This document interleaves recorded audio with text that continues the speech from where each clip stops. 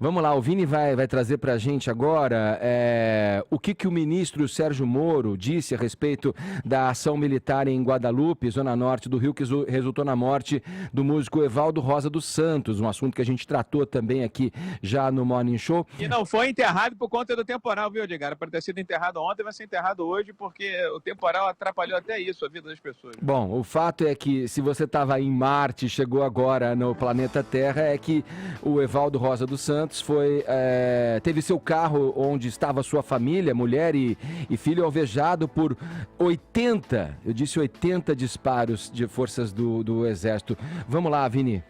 E era uma cobrança que estava sendo feita principalmente pelas redes sociais, né, Edgar, de uma palavra do ministro da Justiça, Sérgio Moro, do presidente Jair Bolsonaro, que ainda não tinham se manifestado. Acredito até que o Bolsonaro até agora não falou nada sobre o assunto, mas o ministro Sérgio Moro, ontem na reestreia do Conversa com o Bial, o programa já tinha sido gravado, mas aí o Bial conseguiu ali uma outra conversa com o Moro, conseguiu tirar essa palavra dele sobre esse assassinato aí do Evaldo, né, com 80 tiros. E a primeira pergunta do Bial foi até como que o Moro se colocaria no papel do filho, né, com 7 anos, vendo seu pai ser morto dessa forma. O Moro preferiu não fazer essa associação e se ateve mais, de fato, ao incidente que ele considera trágico, mas que ele também considera que as investigações estão sendo feitas. Foi um incidente bastante trágico, Bial. O que eu vi, porém, é que de imediato o Exército começou a apurar esses fatos e tomou as providências que foram cabíveis. Afastou lá parte dos envolvidos, submeteu eles à prisão e tem que apurar, né? Se houve ali, os fatos vão ser esclarecidos, se houve ali um incidente injustificável em qualquer espécie, o que aparentemente foi o caso, as pessoas têm que ser punidas. Lamentavelmente, esses fatos podem acontecer, né? Não se espera, nos treinam essas pessoas para que isso nunca aconteça, mas tendo acontecido, o que conta é o que as autoridades fazem a esse respeito, quais são as providências tomadas. E o Exército está tomando as providências cabíveis.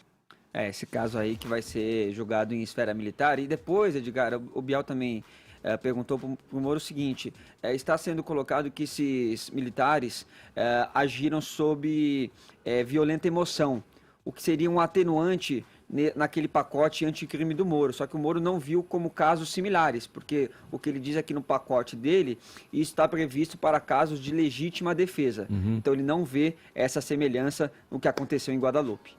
Bom, sobre esse episódio, ontem mesmo, né, nós já condenamos publicamente essa conduta criminosa, atípica e inédita, né, desses militares. Então, que eles sejam punidos aí de forma célere e exemplar. Assim, a crítica positiva fica para a atitude do ministro Moro, aí com uma análise até excessivamente cuidadosa, na minha opinião. Ele se solidariza com as vítimas e, naturalmente, repudia esse fuzilamento. Poderia ter sido um pouco mais incisivo, né, mais na linha da postura que o Fefito acertadamente cobrou ontem das nossas autoridades públicas. Isso aí foi um assassinato. Tem uma coisinha que eu queria falar sobre isso, na verdade, é uma coisa muito rápida. É importante a gente ver que o Moro só falou porque ele foi procurado pelo Bial. Ele não precisava ser procurado por ninguém para poder manifestar repúdio a esse assassinato brutal que aconteceu. Concordo. E acho que a gente também tem que pensar, e eu tenho certeza que muita gente vai discordar de mim, tá na hora do presidente se manifestar e de bom grado, porque assim, durante o carnaval, não precisou de muito para o presidente se vir a público falar mal do carnaval do nosso país e mostrar uma cena escatológica. Sobre isso, ele tinha opinião. Sobre a sexualidade alheia, sobre a escatologia, ele tinha opinião. Sobre o assassinato de uma família com 80 tiros, um fuzilamento, ele não tem.